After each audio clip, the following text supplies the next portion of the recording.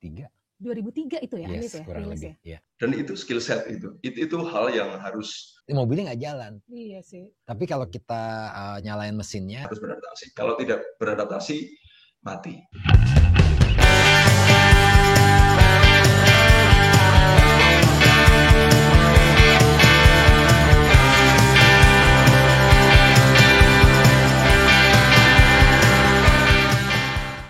Selamat datang di Tribun Inspirasi Lokal. Sebelum kita lanjut, oke, sekarang aku copot maskernya dulu ya.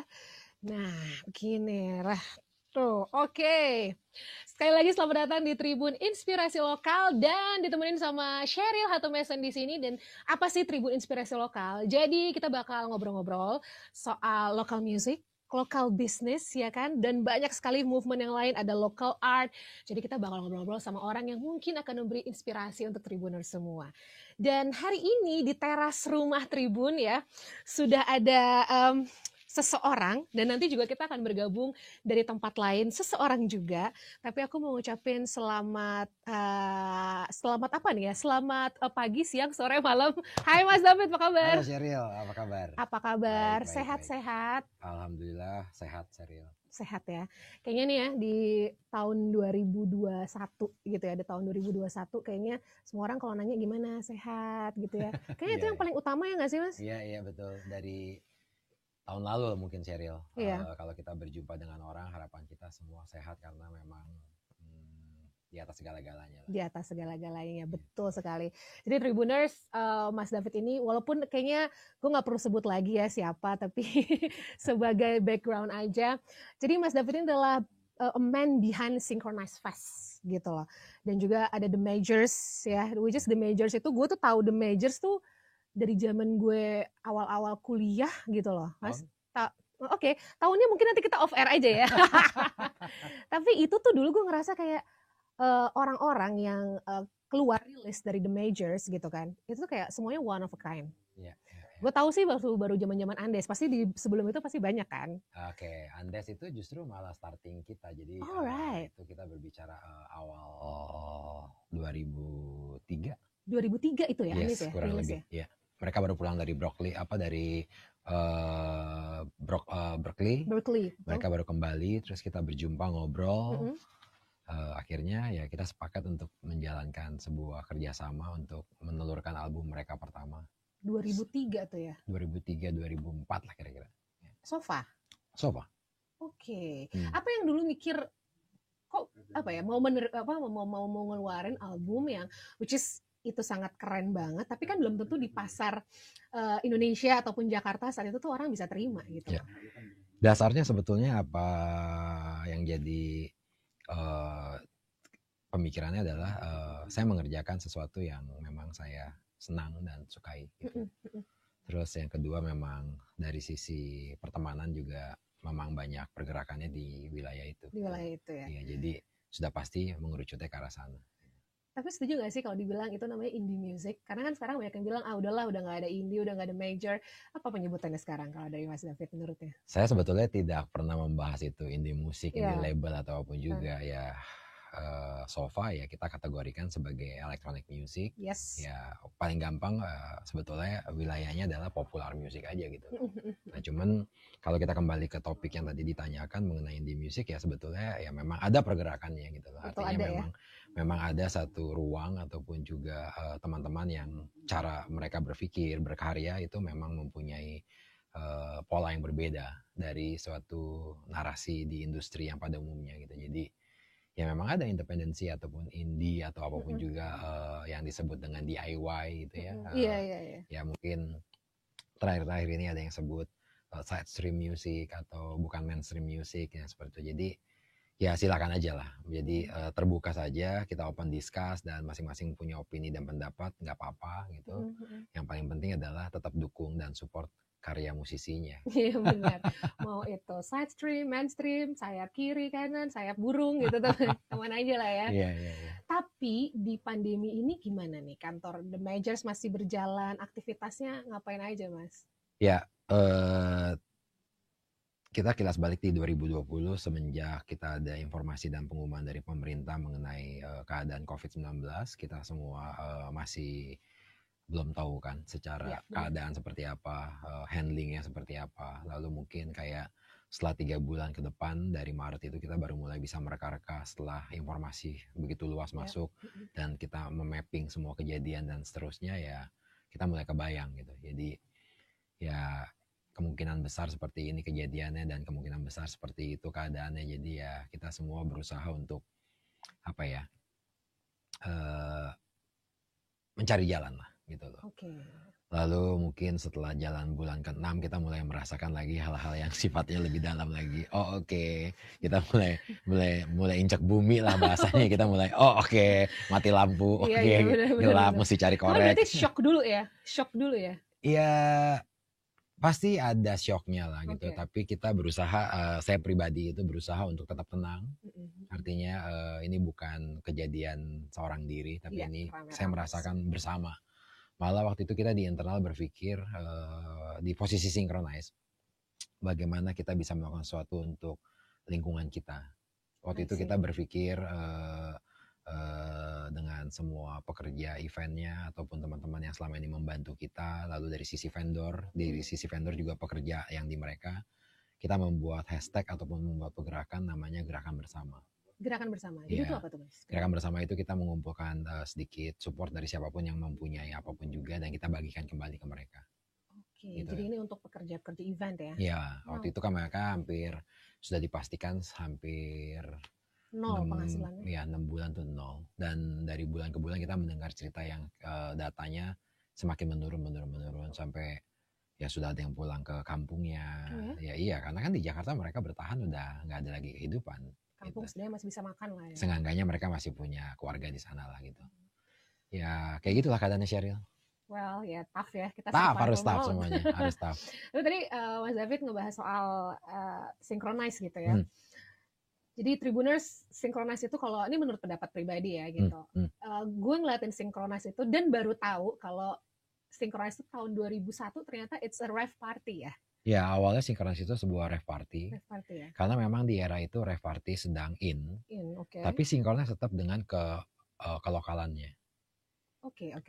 Jadi tetap kelokalan. Jadi waktu tahun 2001 itu kita bikin rave party namanya synchronize itu. Seluruh disc jockey yang main itu lokal dan kami sudah mengkolaborasikan atau menggabungkan DJ unsur electronic music dengan tradisi ya waktu itu diwakili oleh Kang Hari Rusli almarhum dari DKSB. Iya, DKSB Bandung. Lalu ada Andi Ayunir waktu itu sebagai seorang produser juga. Itu tahun 2001. Wah. Ya, jadi antara musik-musik yang dimainkan oleh seorang disc jockey digabungkan oleh DKSB lalu ditambah lagi oleh seorang Andi Ayunir sebagai seorang yang memang expert di ya kita tahu lah bidangnya gitu kan. Jadi tiga elemen itu kita gabungkan. Jadi ternyata sebelum anak-anak milenial tahu lagu Lati gitu ya. Lagu-lagu sekarang kan juga electronic music kan gabungin sama it's good thing gitu kan, local pride lah ya gitu ya. Kita di tahun 2001 Synchronize sudah melakukan itu duluan ya. Iya. Masih jadi DJ gitu apa sudah turun gunung? Gantung headphone? Gantung headphone. Udah. Oke. 2001. Terus mulai jadi live itu di EX ya? EX 2006. Pertama kali Synchronize berubah format dari scene disc jockey atau dance music, kita pindah ke band atau live music itu di 2006. Dan pertama kali kita bikin di EX. Oh iya, sekarang udah tutup ya? Udah tutup, udah nggak ada EX-nya. Sekarang udah tutup ya. Tapi kita mungkin ngomongin spesifik Synchronize yang udah format sekarang ini ya di tahun berarti 2016. 2016. Oke, 2016 tuh gue datang ke Synchronize. Jadi gue ngerasa kayak, oke, ini festival aneh dalam tanda kutip gitu ya. Yang datang lintas generasi, yang umur-umur millennials ada, yang udah umurnya senior plus-plus. Ada juga ada, ya kan. Dan yang lucu adalah orang-orang yang misalnya nih biasanya nyebutnya big city person gitu kan, yang kayaknya nggak mungkin deh kita mau misalnya karaokean bareng sama lagu-lagu Melayu misalnya gitu kan, atau nontonin lagu-lagu soneta misalnya gitu. Ya. Tapi mereka semua have fun gitu loh di situ. Jadi udah lintas generasi, lintas genre. Itu gimana sih Mas awalnya kok bisa pikiran gitu ya gitu lah. Sampai sekarang jadi kayak scene yang kalau orang datang ke situ kayak you need to be seen gitu loh. Ibaratnya kalau bahasa simpelnya lo nggak gaul deh kalau nggak datang ke Synchronize. Ya sebetulnya simpel aja bahwa Synchronize itu dibuat berdasarkan pengalaman di The Majors Iya gitu. benar. Jadi kan basicnya kita bukan berangkat dari seorang promotor. Kita mikirnya bukan masalah Revenue ya. bukan eventnya gitu. Maksudnya bukan pengen jadi promotor atau menjadi sebuah penyelenggara acara yang berada di level itu. Tapi Oke. waktu itu kita berpikirnya adalah dengan pengalaman kami di The Majors, kita melihat bagaimana pergerakan skena musik yang ada di sekeliling kita ini dan perjuangan teman-teman juga untuk berjalankannya kita paham sekali seperti apa. Nah waktu itu kita cuma memikirkan bagaimana kita bisa memberikan ruang dan bersama-sama untuk menaikkan ini di taraf nasional dan internasional.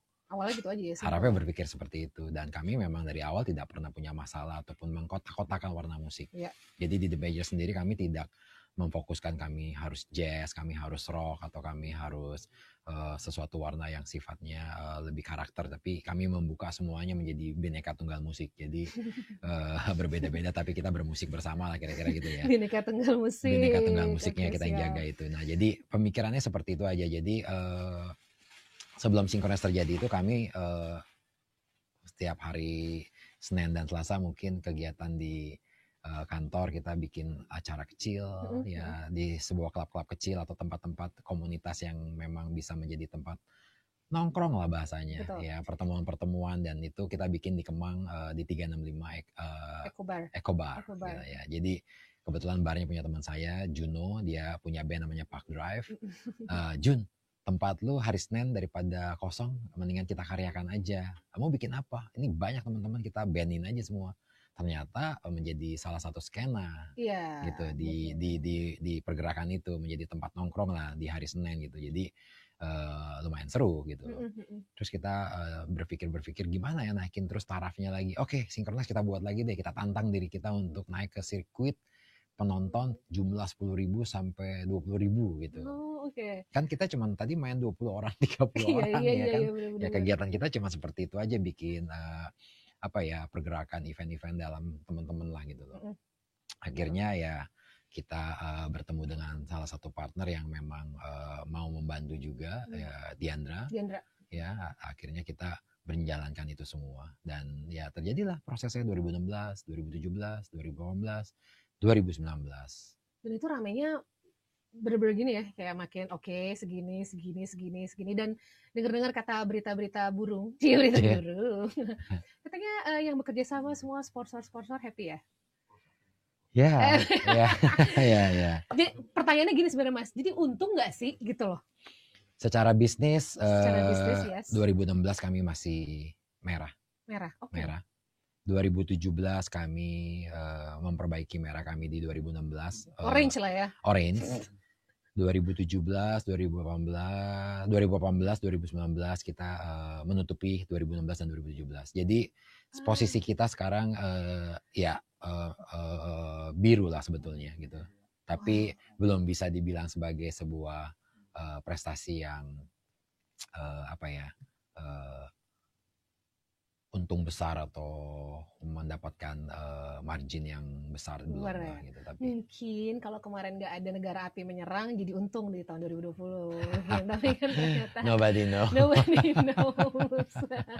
Oke, ternyata ini kita nggak cuma berdua aja Tribuners ya. Jadi dari ada juga sahabat, terutama juga pasti lebih sering ketemu sama Mas David gitu ya. Ini kita langsung. Nah, namanya juga kecanggihan teknologi dan juga keuntungan dari pandemi itu adalah mendekatkan yang jauh. Ya. Jadi bisa langsung dari Jogja. Ini ada dari Jogja, ini ada. Halo, Mas Farid. Halo. Halo. Wah, hai Mbak Sheryl. Halo, Mas Farid. Lucu banget nih pada ngobrolin apa nih kayaknya. Nongkrong ya. Kamu nggak ketemu ya? Kapan terakhir ketemu sama Mas Farid? 2019. Aduh. 2011, Mas. Enggak, 2019. Saya datang di Synchronize yang 2019 tapi nggak main, kalau nggak salah saya datang nonton. Ya, kita ketemu di Green Room, kita bertemu di arena Synchronize. Oke. Kangen banget ketemu lagi dong Mas. Kapan nih? Ayo dong. Doain aja kita bisa bertahan dan melewati semua ini dan segera bergabung lagi. Amin. Mas Farid, sehat Mas? sehat, harus siap sehat gitu, walaupun sama-sama mengalami apa istilahnya sekarang ya, pandemic fatigue, kelelahan mental dan fisik menghadapi pandemi yang setahun lebih nih ya. Ya tapi bagaimanapun juga harus tetap sehat, tetap semangat. Ya, Ya, benar-benar. benar.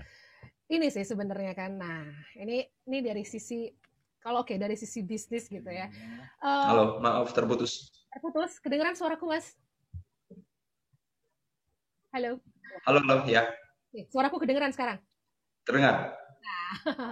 Oke, jadi selama pandemi ini kerja masih seperti biasa atau kayak gimana? Tentu saja sangat berubah. Saya punya 3 domain kerjaan di kantor desain dan kreatif di Yogyakarta. Namanya Liberis Creative Colony. Itu sejak pandemi itu tiarap habis. Baru mulai lumayan bisa kerja lagi kayak mulai dari November tahun lalu. Jadi mungkin 3 bulan yang lalu. Lalu musik tentu saja nggak bisa ngapa-ngapain, walaupun ada yang bisa dikerjakan selama pandemi. Tapi seingatku, Festivalis nama bandku itu manggung terakhir bulan Februari. Jadi udah hampir setahun penuh main on ground ya, main yang seperti biasanya bukan online di online platform itu udah setahun lalu. Lalu seni rupa mungkin yang paling aku prioritaskan kali ini karena yang bisa aku lakukan secara efektif sekarang ya masuk studio dan kerja dengan kanvas, kerja dengan painting, produksi karya untuk mungkin bisa jadi pameran suatu saat nanti. Tapi pada dasarnya ketika hal yang aku geluti tetap bergulir, walaupun tetap harus beradaptasi dengan situasi baru yang sudah berjalan sejak setahun lalu. Ya semua begitulah ya. Iya. Tapi sebagai seorang penulis ya kan, pemusik gitu kan, biasanya kata orang kalau seniman itu butuh waktu merenung ya kan, untuk bisa karya-karya yang oke ya kan, waktu yang kalau bisa sih lagi sedih-sedihnya, lagi jatuh-jatuhnya gitu tuh biasanya karyanya makin mantap gitu. Nah, ada perubahan nggak Mas? Sekarang gimana nih kalau berkarya di saat sudah punya kebahagiaan yang lain, which is berkeluarga gitu ya, dan berkeluarga ya kan, berarti udah nggak bisa sedip dulu kah atau tetap bisa? Justru terbalik ya, masa-masa seperti ini, terutama yang aku lihat dari diriku dan teman-teman di aku bisa saksikan itu mereka seperti panen gitu ya, panen rasa, panen konteks baru, panen cerita selama pandemi ini, dan mereka bisa memproses itu, termasuk aku kemudian memproses situasi hari ini dengan bisa lebih detail gitu. Kalau misalnya tadi ceritanya kita butuh merenung sebagai seorang mengkarya, walaupun tidak semuanya gitu ya, tapi saya sendiri memang ada kebutuhan spesifik tentang merenung untuk berkarya. Nah, tahun ini tumpah ruah nih waktu untuk merenung nih. Jadi kayak bahkan malah kayak kelebihan gitu. Ya sudah. Tapi justru itu yang kemudian jadi momentum yang jarang kita bisa dapat di tahun-tahun sebelumnya. Kalau tahun-tahun sebelumnya sepertinya kemudian bukan terlalu ya, tapi kadang-kadang harus benar-benar membagi prioritas itu setiap hari, harus kemudian bagi-bagi hari ini kantor, weekend besok pentas, terus kemudian ya harus ngarep seni rupaku gitu. Tapi selama setahun kayaknya hal terbaik yang bisa dilakukan adalah kembali berkarya dan merenung dengan situasi ini, dan semoga bisa jadi karya-karya baru gitu. Nah, dan ini yang aku juga lihat di sekelilingku gitu. Banyak teman-teman yang sekarang mengambil keputusan untuk alih-alih kemudian menghujat keadaan dan meratapi situasi, tapi mereka kemudian memproses banyak hal yang mereka temui selama setahun terakhir, paling tidak itu menjadi karya. Masuk studio lagi, pengayaan karya, membuat album, recording, dan banyak hal produksi yang kemudian marak dilakukan di Jogja, terutama di lingkunganku yang aku tahu.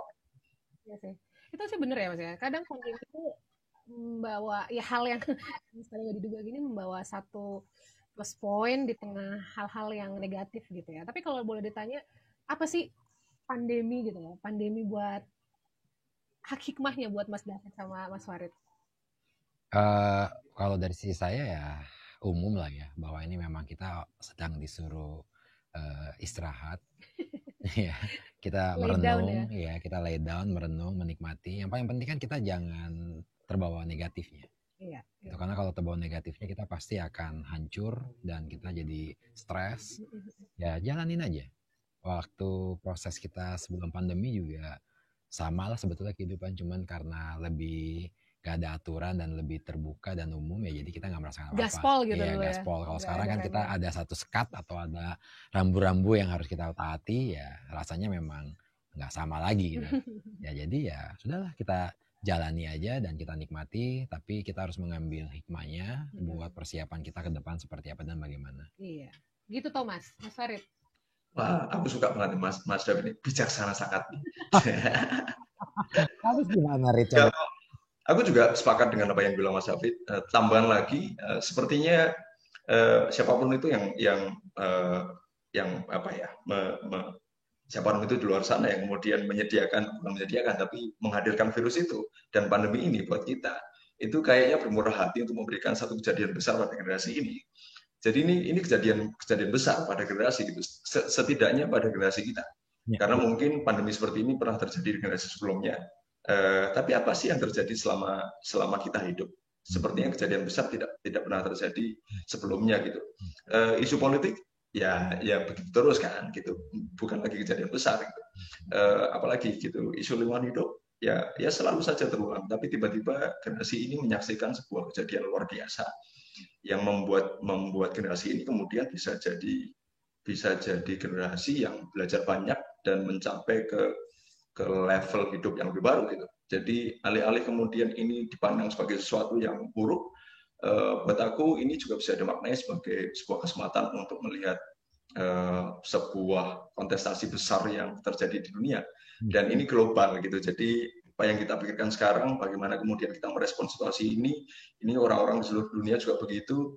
Jadi ini akan menjadi sesuatu yang besar, dan ketika kita cakap untuk mengelola ini, salah satunya dengan merenung dan mengelola apapun yang kemudian kita alami, aku pikir kita akan menjadi manusia yang lebih baik gitu, lebih oke dari manusia-manusia sebelumnya gitu. Ini mungkin jadi momentum revolusioner buat kita semuanya. Setuju sih. Setuju banget. Sebuah statement yang luar biasa. Tapi apa sih yang paling Mas Farid kangenin kalau lagi main musik nih sekarang nih, lagi nggak bisa kan? Walaupun kalau online kayaknya secara vibe musisi selalu mengeluhkan nggak bisa mendapatkan energinya gitu kan. Mau ngelihat Zoom juga ya gitu kan, garing deh gitu. Iya. Apa Mas yang paling kangenin Mas?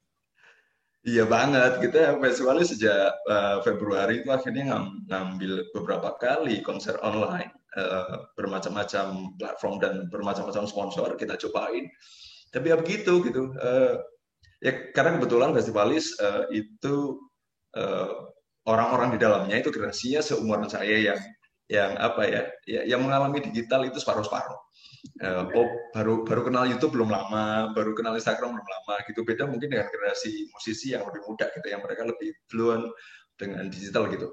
Nah, buat kami itu agak terbata-bata nih, kemudian merasakan bagaimana sih berusaha untuk merasakan konser online gitu. Tapi sejauh yang kami usahakan, ya aduh ini gimana sih rasanya gitu. Itu satu. Terus kedua, kita terbiasa berinteraksi dengan penonton itu di panggung. Jadi band kami itu memang dalam tanda kutip dibesarkan lewat panggung ke panggung gitu. Mas David menyaksikan proses kami sampai akhirnya kemudian kita sempat main di Synchronize 2 kali. Jadi kehilangan teman-teman yang menyaksikan secara langsung itu satu perubahan besar buat kami.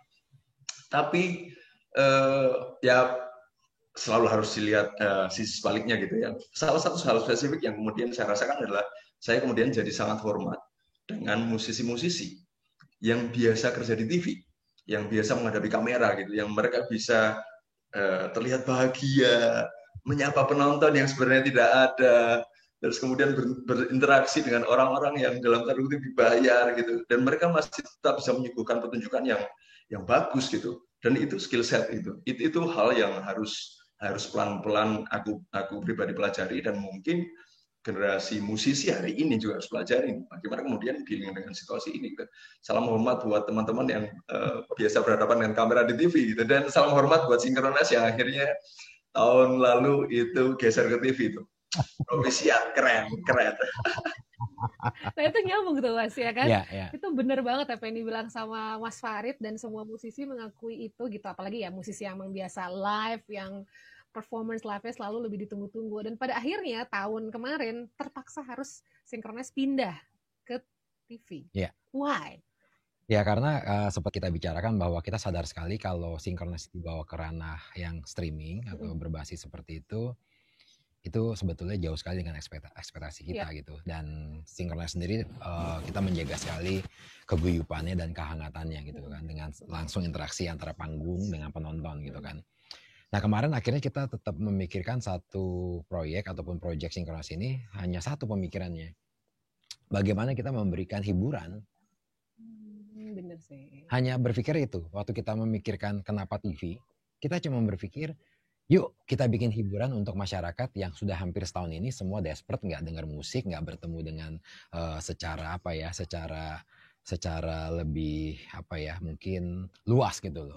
Ya mungkin kalau kita berbicara basis streaming kan teknologi masih ada batasan. Tapi kalau mungkin TV, waktu itu kita berpikir secara jangkauan mereka lebih luas dan lebih mudah untuk dijangkau gitu kan. Ya walaupun mungkin tetap ada plus minus gitu, tapi kita melihatnya bahwa melalui saluran televisi kita bisa lebih luas untuk menghibur orang. Jadi intinya kenapa TV, kenapa kita masuk ke situ, cuman pengen menghibur aja.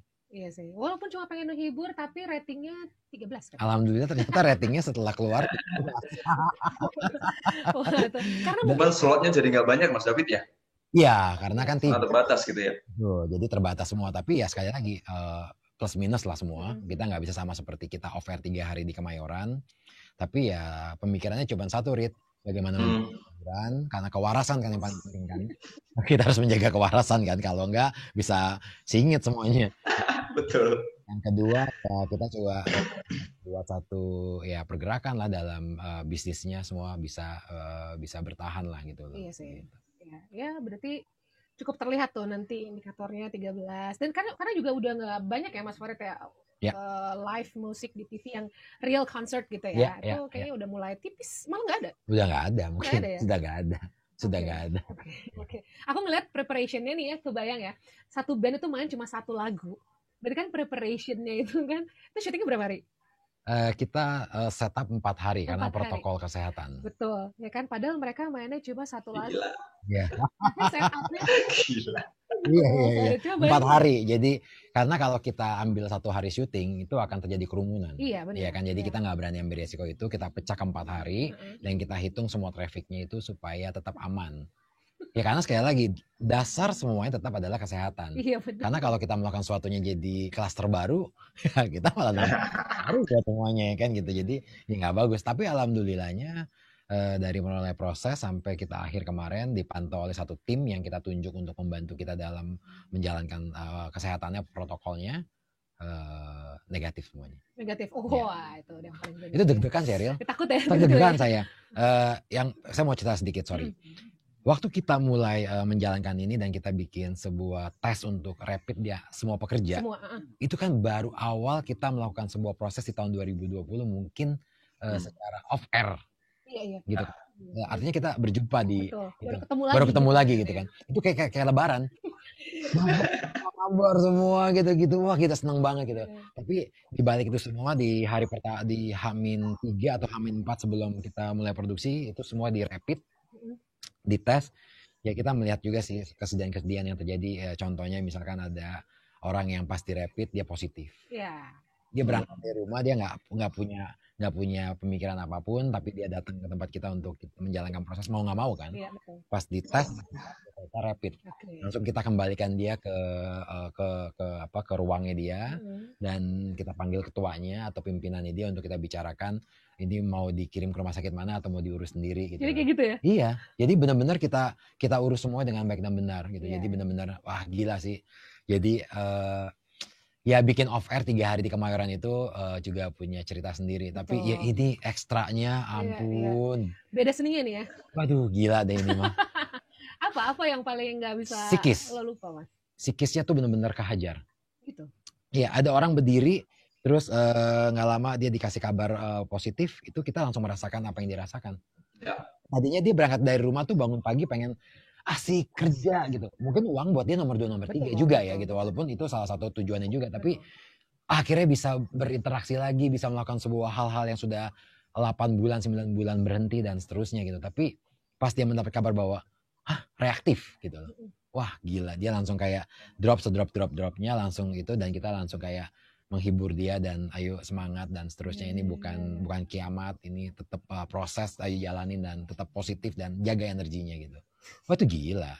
Jadi saya pun yang jadi bukan lagi mikirin program, bukan mikirin lagi masalah apapun, tapi mikirin bagaimana satu sama lain semuanya bisa survive. Wah berat Sheryl, berat sekali. Soalnya nggak aslinya ngurusin ya apalah perintilan musik, produksi kan, terus tiba-tiba harus berpikir kan psikologis kan yang psikologis banget yang dikenain gitu, yang dihajar lah ya. Oke. Nah kalau di Jogja gimana Mas? Jogja gimana nih? Ya sebenarnya sama saja ya. Aku pikir karena juga kita juga berkorespondensi dengan teman-teman di seluruh Indonesia dengan jaringan yang kita punya. Kita sempat cek-cek teman-teman di luar Jawa seperti apa, di kota lain seperti apa gitu. Pada dasarnya yang dialami di Jakarta dan di Jogja, aku pikir juga dialami di semua tempat di dunia gitu. Nah, apa yang mungkin agak spesifik yang terjadi di Jogja di masa-masa awal pandemi itu, karena Jogja itu mau nggak mau harus bilang kita terbiasa terkena bencana alam gitu. Merapi, Gunung Merapi yang hari ini kemudian sekarang lagi sedang mulai aktif lagi, itu kan punya ritme itu berapa tahun sekali itu memang gitu. Jadi kita terbiasa deg-degan, terbiasa mitigasi bencana, dan kebiasaan itu kemudian mendorong kami untuk punya pola adaptasi yang kita pelajari dari pola itu gitu. Jadi awal-awal pandemi itu yang terjadi di teman-teman musisi itu yang pertama adalah solidaritas. Jadi bagaimana kemudian teman-teman musisi kemudian bisa membantu teman-teman lain, baik itu sama pekerja kreatif, musisi, atau masyarakat lebih luas gitu. Dan bikin proyek-proyek musik yang charity, kemudian bikin pengumpulan dana, bikin paksos, bikin segala macam. Itu kita lakukan di awal-awal sampai sekarang pun masih terjadi gitu. Tapi mungkin konsentrasinya jadi lebih menurun, lebih landai gitu. Tapi kemudian pasca solidaritas yang waktu itu kita lakukan tentu saja adalah memastikan diri kita sendiri itu aman secara fisik, secara mental, secara ekonomi gitu.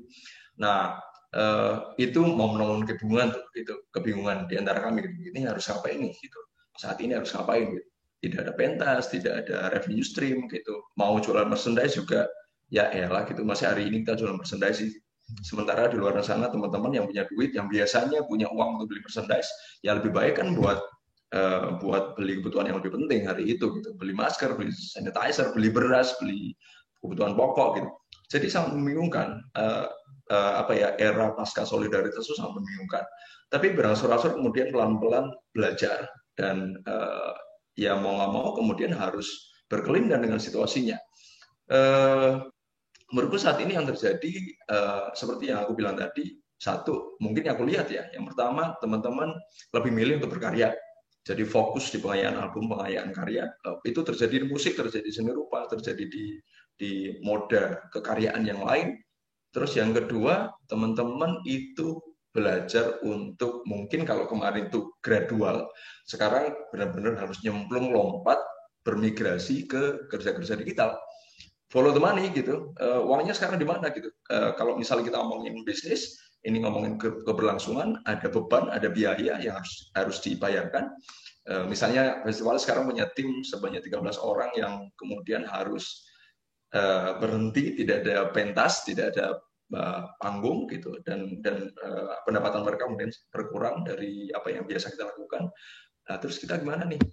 Ketika ini bisnis, kita ngomongin keberlangsungan teman-teman dalam tim ini, ya kita harus mikirin caranya bagaimana untuk tetap generate pendapatan dari band ini gitu. Nah, kita kemudian pelan-pelan belajar untuk gimana ya dunia digital yang tadinya lantar aja deh, belajar digital pelan-pelan. Nah, sekarang kita harus lompat nih masuk ke jurang gitu. Karena hanya ada, katanya ada 2 syarat untuk orang bisa masuk ke jurang. Yang pertama, kalau kamu cukup gila. Atau yang kedua, kamu punya satu orang yang mempercayai banget. Jadi kamu mau lompat ke situ gitu. Nah, kita harus percaya pada situasi ini bahwa ini mungkin tidak ada yang bisa menjelaskan kapan ini berakhir gitu. tidak ada yang bisa menjelaskan pandemi ini akan berakhir dan kita bisa pentas lagi. Ini bukan event yang ada persiapan kapan, eventnya kapan, terus selesainya kapan gitu. Tidak ada jadwalnya gitu. Jadi kita berpikir, oke, kita harus berubah, kita harus belajar pada situasi ini. Dan sejak ceritanya, ya kita harus follow the money. Ya kita harus belajar gimana sih sekarang uangnya berada gitu. Bagaimana sih cara memindahkan uang dari konsumen kepada kita sebagai salah satu unsur bisnis dengan cara-cara yang bijak. Nah, itu hal-hal yang menurutku sedang dilakukan oleh teman-teman berkarya terus kemudian migrasi ke digital. Selebihnya aku pikir ini hal khusus yang juga terjadi pandemi itu kembali lagi ke poin pertama, solidaritas, karena situasi ini kemudian kita berempati satu sama lain, yang kita rasakan dirasakan oleh teman-teman juga yang lain di luar sana, siapapun itu. Jadi kita bisa tiba-tiba tersambung satu sama lain, dan ini menurutku jadi momen momen jaringan yang luar biasa. Sama-sama kok gitu. Dulu misalnya Jogja sama Jakarta, Jakarta banyak media misalnya, di Jogja banyak musisi, tapi medianya kurang gitu. Terus apalagi teman-teman di luar Jawa, terus kemudian Jawa begini, enggak, sekarang sama aja, semuanya punya apa, semuanya sekarang punya kekhawatiran sama, dan ini jadi momentum nasionalisme dalam bermusik nih mungkin hari ini mungkin terjadi.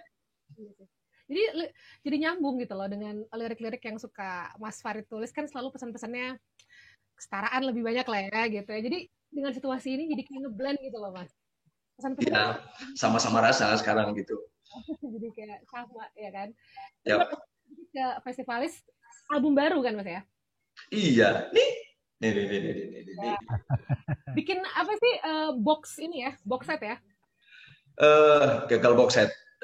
Kami pikir waktu itu kita mau bikin box set, terus akhirnya kita kelola ulang menjadi eceran, karena kalau misalnya box set, aku pikir kami pikir ya harganya akan terlalu tinggi untuk masa-masa seperti ini. Jadi kita kemudian berubah dari konsep box set menjadi konsep eceran. Jadi kamu boleh milih apapun yang kamu mau gitu. Tapi si box setnya tetap ada, tapi boleh milih mau eceran bisa, box set bisa gitu toh? Boleh itu. Oke.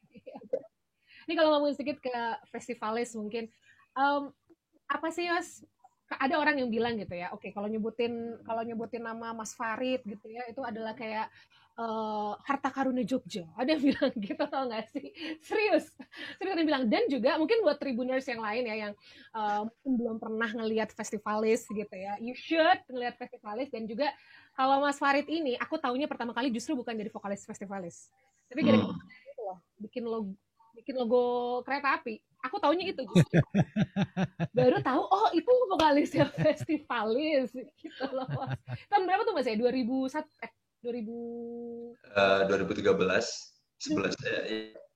Dan baru diganti tahun kemarin kan? Jadi lama loh, cukup lumayan loh itu. Nah balik lagi ke si festivalis ini. Gimana sih festivalis dan komunitas di Jogja nih, apa sih menurut Mas Farid pribadi gitu ya, pengaruh musik festivalis yang kalau kata Mas Farid musiknya tuh almost rock katanya gitu ya, nggak rock banget tapi juga apa menurut Mas? Tentu saja harus kami ceritakan dulu bahwa kami melakukan ini karena kami mencintainya gitu. Kami melakukan kerja-kerja di musik, membuat band ini karena memang kami butuh bermain musik gitu. Jadi itu hal pertama yang tentu saja impactful buat kami sendiri, bahwa ingin punya band bernama Festivalis itu hal besar yang amat kami syukuri. Kenapa? Karena kalau aku pribadi sebenarnya Festivalis itu aku gunakan untuk tersambung dengan lebih banyak orang di luar sana gitu. Aku kenal Mas David dari Festivalis, aku kenal teman-teman Tribun di sini mungkin lewat Festivalis. Walaupun kemudian dengan seni rupa atau dengan desain aku bisa melakukannya juga. Tapi sejak awal aku pengen menggunakan Festivalis sebagai alatku bersosialisasi, sebagai alatku mempresentasikan diri di depan publik, bahwa aku mau bertemu dan berkenalan dengan siapapun di luar sana. Dan itu terjadi, dan itu impact-nya buat aku gede banget. Nah, impact-nya untuk teman-teman, aku pikir aku tidak punya kapasitas untuk menjawab, tapi kalau misalnya harus dibayangkan gitu ya, yang coba kami bawakan dalam semangat kami adalah semangat kejujuran dalam berkarya, walaupun itu sangat klise gitu, tapi memang itu jadi laku kami gitu, jadi laku kami dalam berkarya, bahwa kami menceritakan apa yang kejadian di sekeliling kami.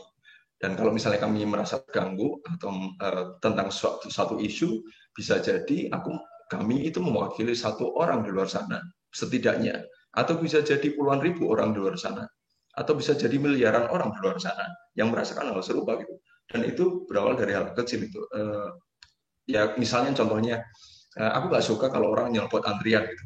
Itu hal kecil banget. Itu kalau dibicarakan lewat sebuah karya dan itu bisa disebarkan, aku pikir itu jadi, oh ternyata ada orang yang nggak sepakat dengan hal itu gitu. Dan itu menurutku memberikan kesadaran bersama bahwa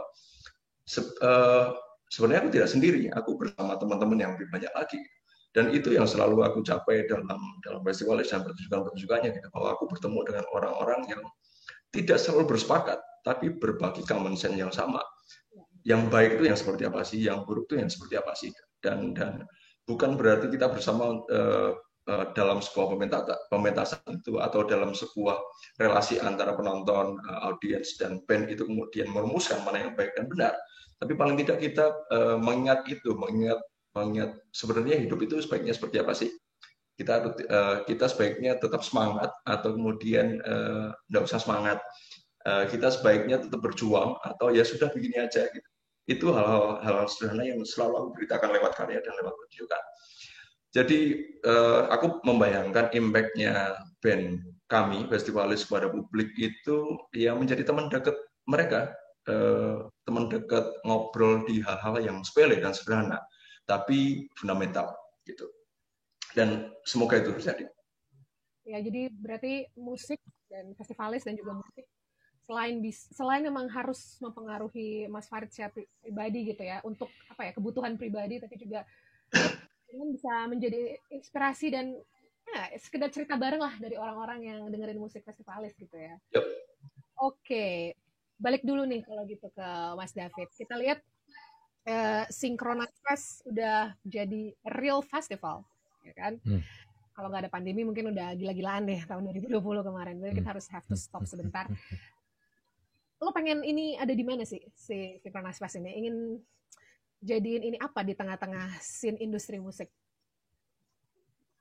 Cita-cita lah, cita-cita. Ya sebetulnya sih secara umum Synchronize tuh pengen menjadi sebuah ruang untuk semua teman-teman musisi atau pelaku di industri musik. Tapi juga kita juga membuka untuk di ruang yang lain, artinya seni rupa, film dan industri yang lain juga kita juga tetap terbuka lah gitu. Tapi kalau kita bicarakan core-nya memang ruangnya tetap di musik lah, ya. Gitu ya. Ya menjadi sebuah hal yang lebih besar dan bisa menjadi sebuah support untuk skenanya ataupun juga teman-teman musisi untuk berekspresi gitu. Karena kita tahu banget di wilayah sebuah awareness promosi memang sangat kecil sekali di wilayah kita untuk membicarakan itu terhadap warna-warna musik ataupun juga teman-teman yang melakukan pengkaryaannya gitu loh. Jadi kami berharap Synchronize itu bisa menjadi sebuah ruang ataupun juga kendaraan untuk menaikkan awareness-nya dan bobot mereka lah gitu. Karena jarang gitu satu festival musik yang bisa, kalau kita lihat flyers-nya gitu ya, menggabung nama-nama yang begitu absurd kalau digabung gitu kan. Kalau Sheryl perhatikan lagi, kami tidak ada nama besar, nama kecil. Iya benar. Semua sama ya kan. Dan Sheryl belum pernah masuk ke green room kita. Belum pernah. Mas Farid udah sering. Belum pernah, tahun depan. Di green room kita itu mulai mau dari dia seorang Ahmad Dhani, mau dia seorang God Bless, mau dia seorang Jason Ranti, Danila, Festivalis, Malik The Essential, Efek Rumah Kaca. Duduk di ruang yang sama, makan dari piring dan gelas yang sama. Itu keren. Iya Mas Farid ya, kayak gitu Mas. Betul. Tapi rasanya apa sih main di Synchronize Fest? Aku sempat bilang ke Mas Ucup ya, pasca 2019, pasca festivalis main di Synchronize. Setelah pulang ke Jogja, aku WhatsApp Mas Ucup, aku akan ke Synchronize main ataupun tidak main. Jadi sebenarnya ini bukan lagi tentang festival musik gitu. Jadi bukan lagi tentang bagaimana festivalis kemudian main di sana. Aku akhirnya melepaskan Synchronize dari itu. Kalaupun main, ya itu berarti keterlibatanku di Synchronize lebih dari sekedar nonton, cuman itu aja gitu.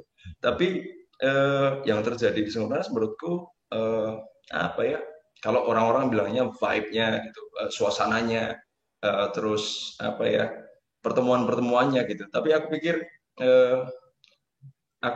Synchronize itu memberikan gambaran tentang Indonesia yang seharusnya gitu, yang ya gitu bareng-bareng di situ merayakan sesuatu gitu.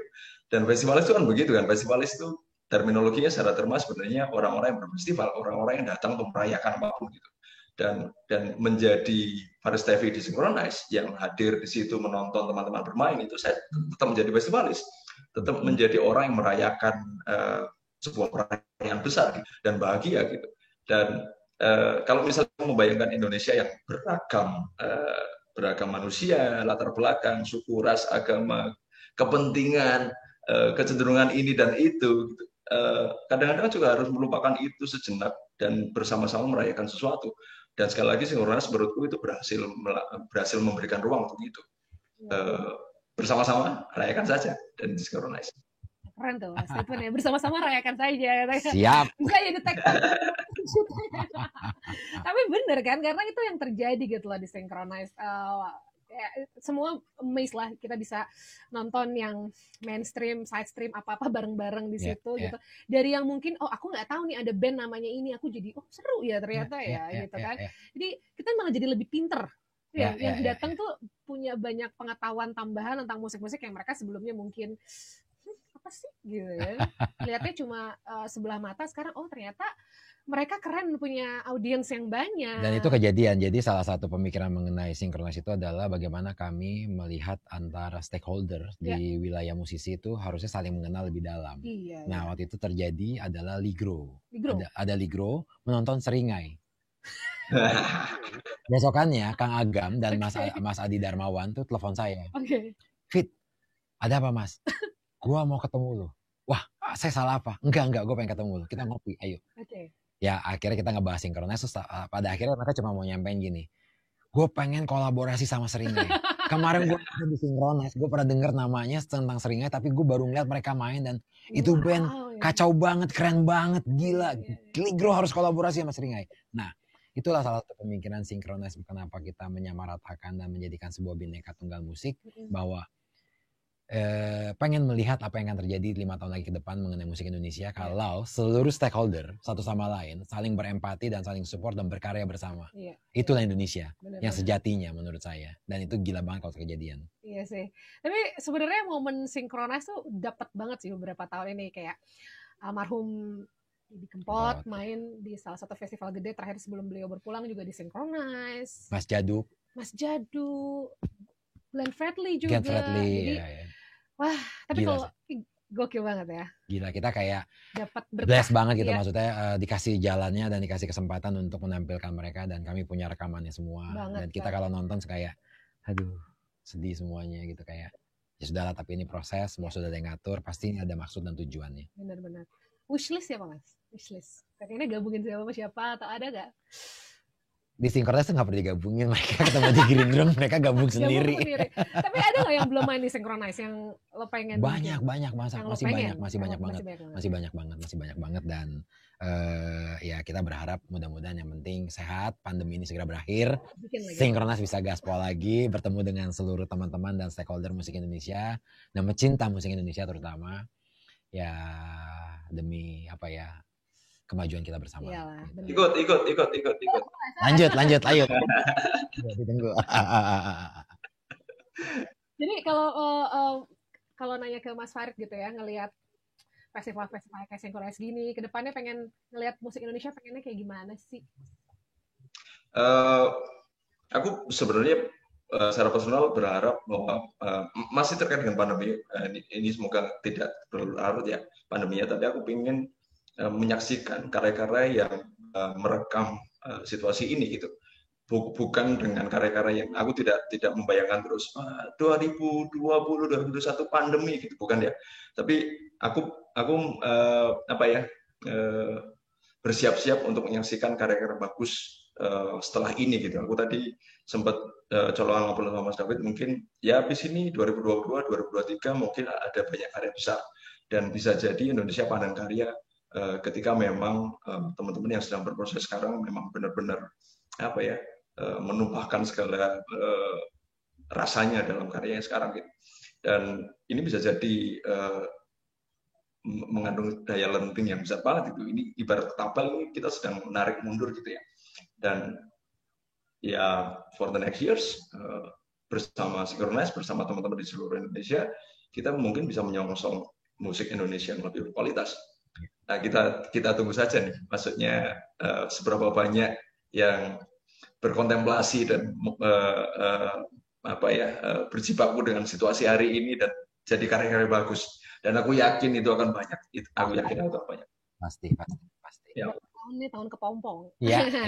Iya, betul. Bentar lagi terbang. Semua lagi semedi. Semedi semua, benar. Oke, sebenarnya masih pengen banyak ngobrol-ngobrol, apalagi sebenarnya pengen ngobrol juga lebih dekat, tapi ya nanti mungkin tahun depan ya kita ketemu sama Mas Farid juga. Tapi last words deh, mungkin Mas David, apa last words for lokal bisnis kita nih, cara supaya mereka tetap semangat lah gitu ya dari industrinya, Mas David. Tetap berkarya. Oke. Karena kalau kita berhenti, resesinya semakin dalam. Gitu ya? Iya. Kalau kita matiin mesinnya, mobilnya nggak jalan. Iya sih. Tapi kalau kita nyalain mesinnya dan kita masukin gigi 1, walaupun dia cuma 5 km per jam, dia pasti nyampe. Benar. Tapi kalau dia mati mesin, matilah. Dingin pula abis itu mesinnya. Iya, semua pasti berantakan. Jadi saya berharap dengan semua keadaan yang ada, saya paham, dan bukan hanya kita, seluruh, mau dia dari level A sampai yang bagaimanapun juga, mau bicara di rumahnya ada Alphard 20, ada Ferrari, tetap pusing gitu, tetap semua kacau dan keadaannya memang tidak kondusif lah. Tapi marilah kita satu sama lain, Indonesia bergandengan tangan, kita semua berjalan bersama dan kita berkarya bersama. Tetap berkarya berarti. Harus, gitu ya. Don't stop. Mas Farid gimana nih? Saya yang punya Alphard 5 dan Ferrari, enggak. Ini yang selalu aku ceritakan kepada teman-teman yang bertanya, Mas, harusnya ngapain ya, sama musisi atau teman-teman yang lebih muda bertanya, kira-kira harus ngapain selama pandemi gitu. Justru aku hari ini kemudian mengingat kembali masa-masa di mana bandku berawal, di mana kerja musikku berawal itu, yang dulu itu ya sudah musik saja. Tidak ada pentas, tidak ada panggung, ya tetap latihan, tetap buat lagu gitu. Terus kemudian mengawali semuanya dengan kecintaan pada musik dan apa yang kamu lakukan. Dan itu kembali lagi pada mengelola hari ini, bahwa mengelola perasaan hari ini, bahwa ini toh sebenarnya kalau misalnya ternyata industrinya sedang kolaps, kita tidak bisa melakukan kegiatan-kegiatan seperti yang kita lakukan di tahun-tahun sebelumnya. Ya ingat saja masa-masa di awal ketika kita memulai ini gitu, dan itu pasti akan menjadi perasaan yang menyenangkan lagi gitu. Oh iya ya, ternyata dulu pas kita memulai band ini sangat menyenangkan, tanpa ada uang, tanpa ada exposure, tanpa ada jaringan yang segini besar gitu. Ini semua tetap menyenangkan. Nah selanjutnya ya supaya lebih taktikal juga, ini tadi jawaban ngawur sebenarnya, tapi ya hari ini harus dilakukan beradaptasi dengan industri, dengan lingkungan, dengan ekosistem yang baru. Dan mau itu harus beradaptasi. Kalau tidak beradaptasi, mati. Itu pasti. Betul, setuju. Jadi tahun-tahun di mana kita harus jangan pernah berhenti, terus juga terus beradaptasi, pasti berakhir kan ini. Ini pasti berakhir, mau ini lama, mau ini sebentar, kita berharap cepat gitu ya. Tapi it's gonna be over dan kita bakal lalu ini sama-sama lah pastinya. Gitu. Oke, Mas Farid dari Jogja, aku makasih loh ya, Suan loh Mas ya. Waktunya ya, kapan kita ketemu lagi. Terima kasih banyak. Terima kasih Mas David, terima kasih Mbak Seri, terima kasih Tribun. Salam buat semua ya. Mas David juga Ya. Thank you banget. Thank you, Sheryl. Udah ngobrol-ngobrol di my humble home. Siap, Sheryl. Besok kita ngeteh-ngeteh lagi, Siap. ngopi lagi. Siap. Dan Itu loh, tehnya diminum loh, dari tadi belum diminum. masih panas, Mas. Oh iya. Dan pokoknya di tahun 2021 ini, 2022, Synchronize comeback stronger dan musik Indonesia stronger. Ya. Amin. Amin. Terima kasih juga Tribuners. Kita ketemu lagi tentunya di Tribun Inspirasi Lokal yang selanjutnya. Saya Sheryl Hatubason pamit. Dadah. Monggo, tehnya. Terima kasih. Dulu ya.